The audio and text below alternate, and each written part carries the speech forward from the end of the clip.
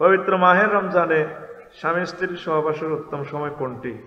ইফতারের হর থেকে সাহা সেহরি খাওয়ানোর জন্য জিয়ান দিত সুবিধা হয়, এটাই উত্তম সময়। এটি প্রশ্ন করার লাগেনি রে ভাই, তোর সুবিধা মতো করবি। শীতে গোসলের করার ভয়ে অনেক স্ত্রী সহবাস থেকে দূরে থাকে, এতে করে তারা কি গুনাহগার হবে? হ্যাঁ, এটা নবীজি বলছে গুনাহগার হবে। কোন পুরুষ যদি দা ইমরাতাহু আলা ফিরাশিহি ফাওয়া, কোন মহিলাকে যদি তার বিছানাতে ডাকে, এটি কয় হেত্তান্ন, আর ভালো লাগে না, শীত লাগে, লানাতাল মালাইকাতু হাত্তা তুসবিহা, ওই মহিলার খাটে কিনে দিয়ে ফেরেশতারা ওই সারা রাত তিতিরে গজব দেয়, তোর উপর আল্লাহর গজব বড়, আল্লাহর গজব বড়। সহিহ আল বুখারী, সহিহ মুসলিম, অনেকগুলো হাদিসে এই হাদিসটা আসছে। এই জন্য আম্মাজিরা সাবধান, ঘরে হিটার বইয়া আল্লাহ দরকার। তবে তাকে কষ্ট দেওয়া ঠিক হবে না, তার মনোমানসিকতা ভাবে ওইভাবে চলবেন, এটাই সুন্দর। পড়ি আমরা আমিন। আর একটা প্রশ্ন, আসসালামু আলাইকুম প্রিয় হযরত। আচ্ছা, অনেক আলেমের মতে শবে বরাত বলতে কিছুই নেই, এই ব্যাপারে আপনার মতামত কি? তো অনেক আলেমের যেটা স্টাডি করছে এটা তো আছে, শাবানের 13, 14 প্রত্যেক রমজান, এই চন্দ্র মাসের 13, 14, 15 রোজা রাখা সুন্নত, এটা তো দায়মি সুন্নত, সহিহ হাদিস দ্বারা প্রমাণিত।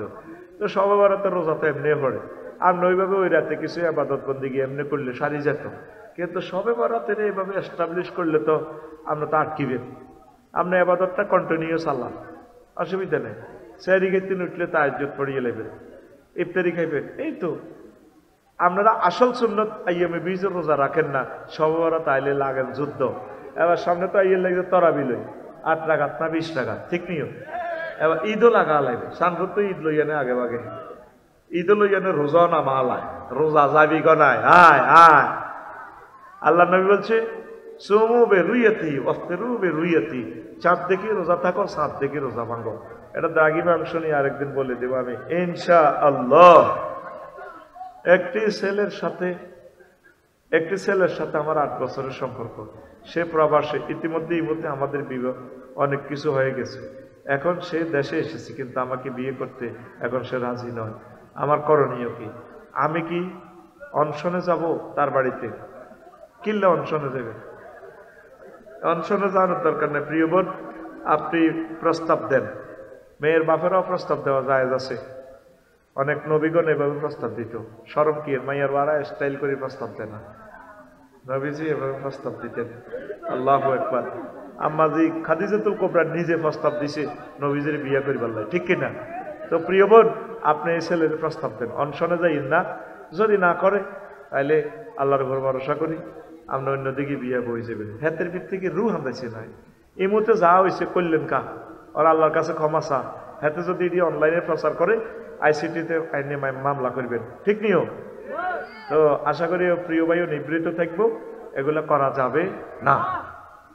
অনেক মানসাতারা মুসলিমান সাতরাহুল্লাহু ইয়াউমাল কিয়ামা, যে ব্যক্তি কোনো মুসলমানের কোনো গোপন জিনিস দোষ ত্রুটি গোপন রাখে, আল্লাহ তার দোষ ত্রুটিও গোপন রাখবেন হাসর মাঠে।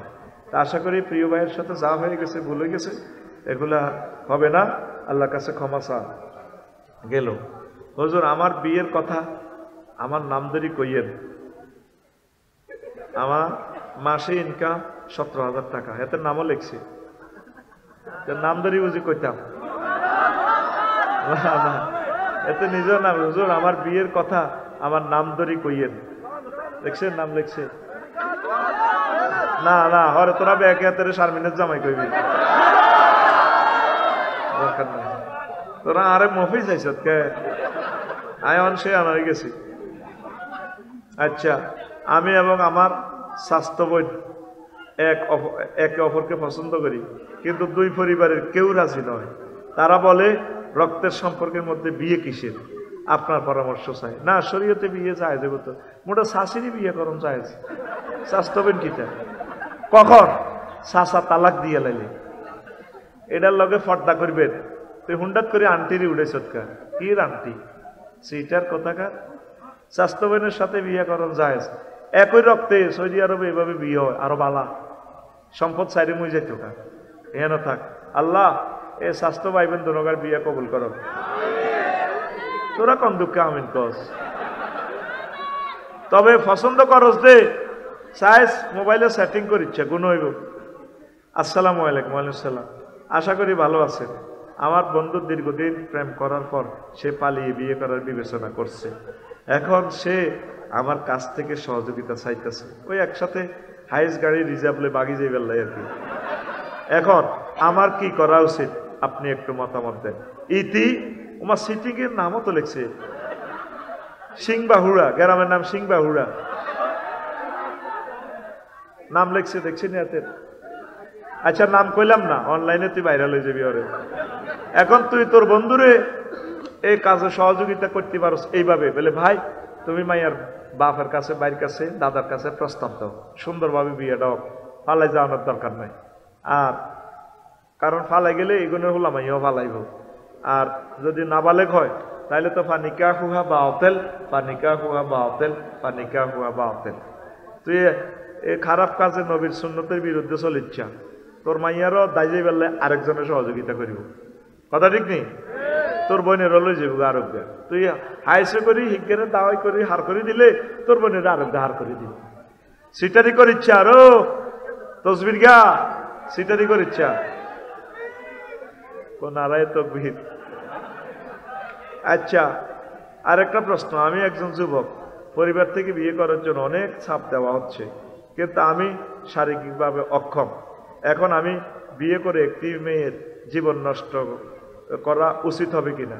এই মেসেজটা আপনাদের গ্রামের দাদা আছে, দাদার কাছে কইয়ের বলে, দাদা আর আব্বা আমারে কইতেন আর বেল নেই, আই হিজলা করে ফেললো।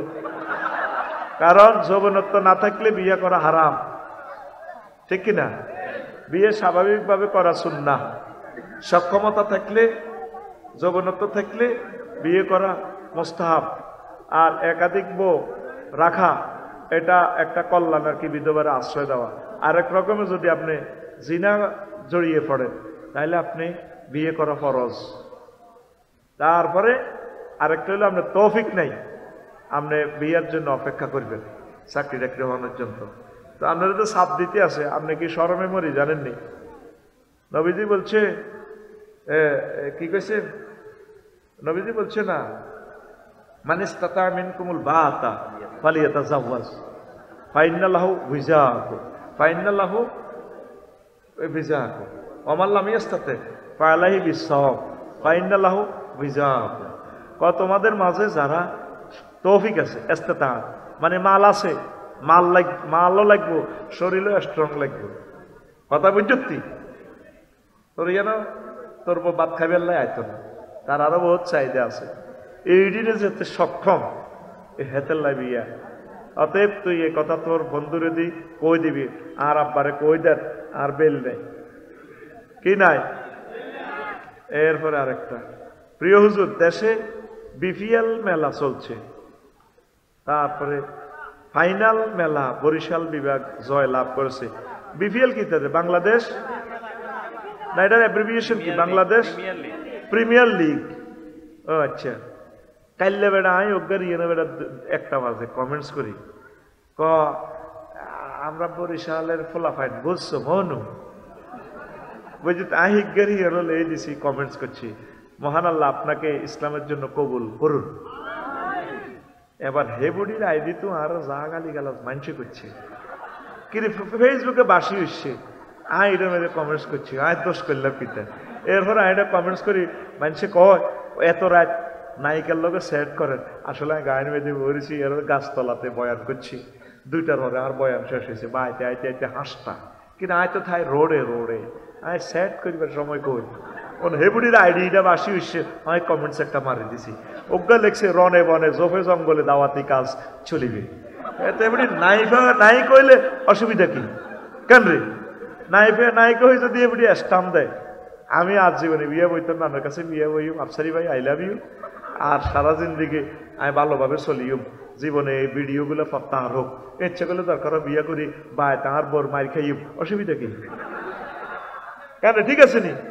হে মানুষ না, এক বিয়ে তাসলিমা নাসরিন করতাম, কই আর কত উজুরে কজুতা দিয়ে দিবো ওরে। হে মুসলমান হইলে তা সিনিয়র মানুষ, এগুলো তারা ভালোবাসি, বুঝলি? এগুলো লাইনে আয়তো না। সাওয়াউন আলাইহিম আনজারতাহুম আমলাম তুনজিরুহুম লা ইউমিনুন। ও নবী, আপনি এগুলোরে হেদায়েত ওয়াজ করেন আর না করেন সমান কথা। তাফসিরে লিখছে বাইজাবিতে সাওয়াউন আলাইহিম বলছে আল্লাহ, কাফেরদের জন্য সমান।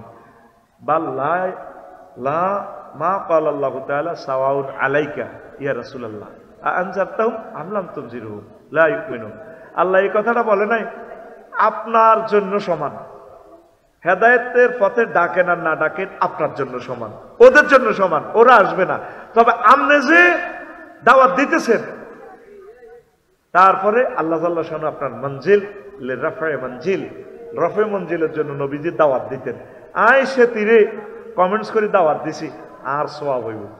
তোরা তো বুঝছ না। তসলিমা নাসরিনে আই এমনি এমনি বলছি, আল্লাহ কইবে আর বান্দা বলছে তো কথা ঠিক আছে না? এটা তো তার বিরুদ্ধে আদালতে একটা মামলা খাড়াইব হাসর মাঠে। এই জন্য সেতির যেন আমি একটা বাজে কমেন্টস করি, ভুল করছি নি কোনো? হ্যাঁ, সেতির নাম না, কাইলার হচ্ছে যেন কমেন্টস করছি সেতির নাম কইতে এলি না। হ্যাঁ, কি নাম? কি নাম রে? বুঝছ? অজ্ঞ সে আনা বলার নাই। আর দৌড় বেড়া ওকে নায়িকা আছে না বরিশালে, একটা মুখস্থ মারি দিস পাগলের মতো। আর কইতার না, কইলে আবার সিনিয়ে লাগবে। হ্যাঁ, ঘটনা এটাই তো 16 মিলিয়ন ফলোয়ার। আরে আচ্ছা শুনেন, আচ্ছা বিপিএল খেলা চলছে, ফাইনাল খেলা বরিশাল বিভাগ জয়লাভ করেছে। তার উল্লাসে মাঠের মধ্যে এক মা ও ছেলে নাচানাচি করতেছিল। নাউজুবিল্লাহ। এর মধ্যে মায়ের বুকের কাপড় পরে যা তা দেখে ছেলে জাতীয় পতাকা দিয়ে মায়ের বুক ডেকে দিল। এ নিয়ে কিছু বলুন। কেমনে এগুলা? খেলাটা তো হারাম। কসরতের জন্য, ব্যায়ামের জন্য খেলতে পারবে, যে খেলাতে লাভ লসের হিসেব নিকেশ আছে। কত বড় মারাত্মক গুণা! আল্লাহ এগুলো দেখি আমাদেরকে কি বলে।